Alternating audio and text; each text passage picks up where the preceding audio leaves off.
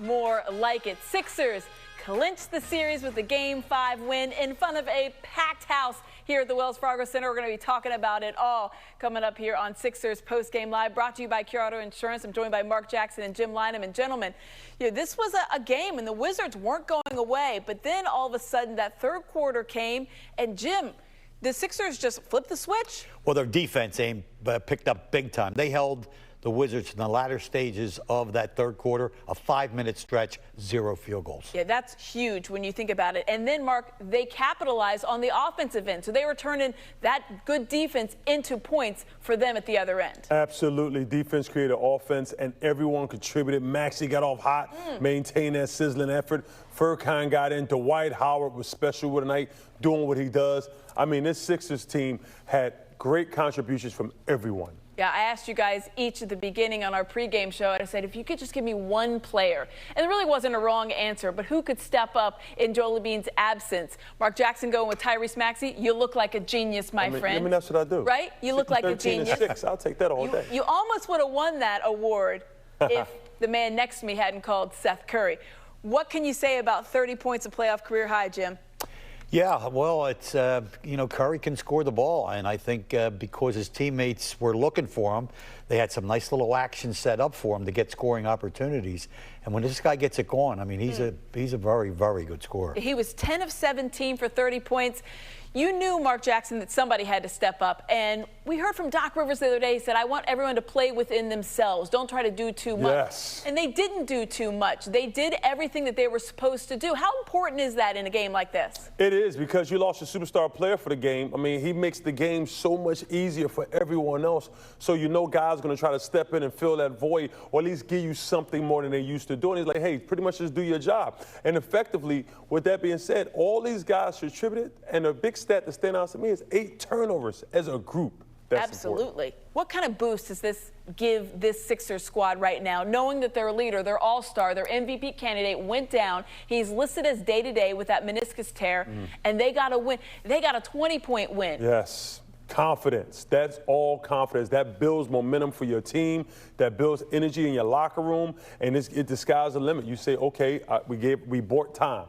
We gave him opportunity to rest some. We didn't need him. We got the win. Let's see if we can do it. See what happens. We don't know who the Sixers are going to play in the second round, but you're thinking, Jim, this is a big boost because Joel Embiid is listed as day-to-day. You don't know when he's going to come back, but you just went out there and you took the best shot from Bradley Beal, who was on fire, Russell Westbrook, who started out so hot, and you put up 20-plus points in the win.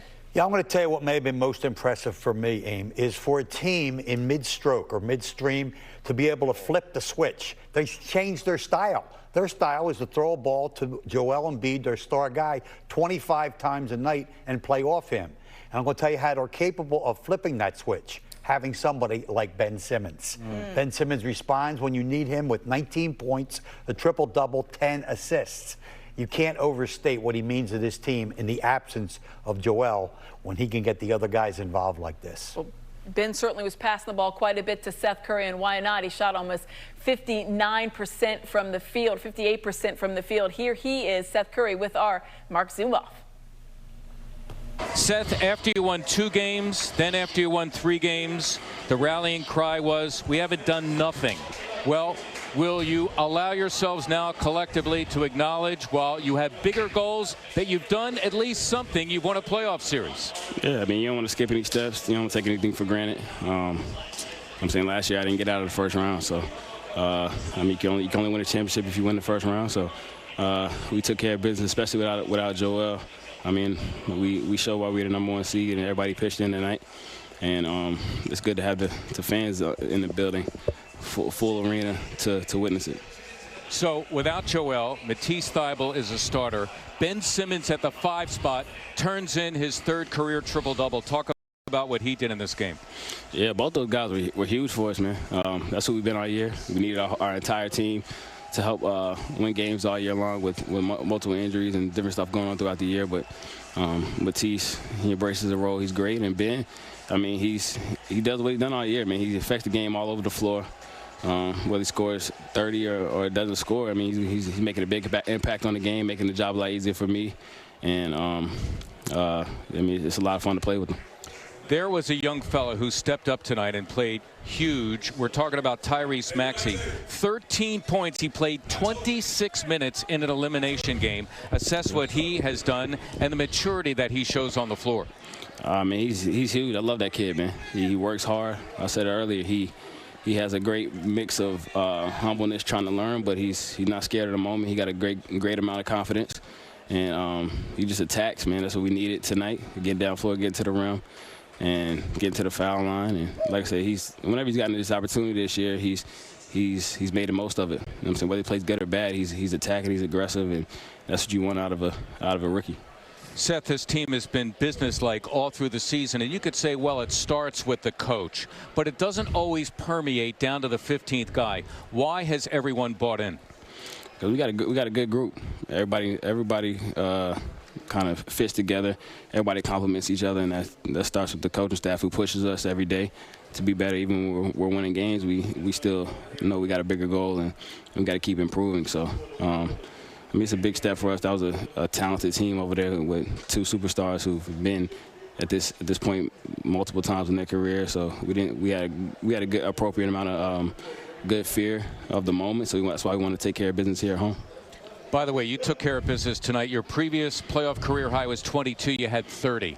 That's not bad. Me and Ben were playing Warzone earlier before our pregame nap, and he told me I need 30 from you tonight, and he said I'm gonna get a triple-double, and we did them both. Well, I don't know much about Warzone, but I do know that 30 points is a good performance. We thank you so much for joining us. All right, appreciate it.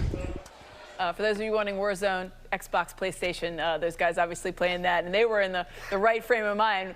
Listen, triple doubles, 30 points. You play whatever video game you want to play, guys. Let's talk about Seth Curry. He is our Colonial Nissan game changer.